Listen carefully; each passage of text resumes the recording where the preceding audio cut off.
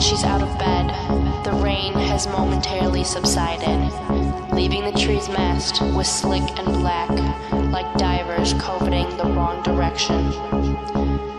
Asphalt gives way to overgrown flagstones, her bare feet striding, quick but quiet, keeping close to the hedges of densest evergreen.